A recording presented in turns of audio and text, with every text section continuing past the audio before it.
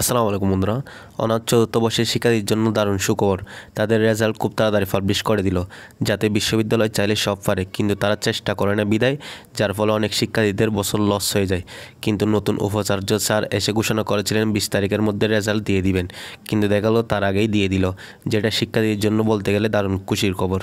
এখানে দেখেন হঠাৎ করে জাতীয় বিশ্ববিদ্যালয় অনার্স চতুর্থ বর্ষের রেজাল্টটা দিয়ে দিল।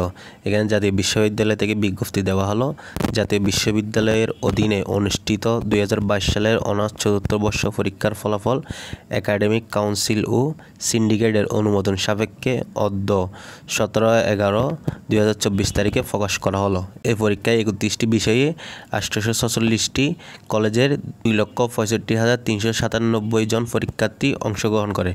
পরীক্ষায় বড় পাশের হার 70%। পরীক্ষার ফলাফল জাতীয় বিশ্ববিদ্যালয় ওয়েবসাইটে result.nu.acbd অথবা www.nubd.info রেজাল্ট এখান থেকে দেখতে পারবেন, যেটা সন্ধ্যা 6টায় পাওয়া যাবে।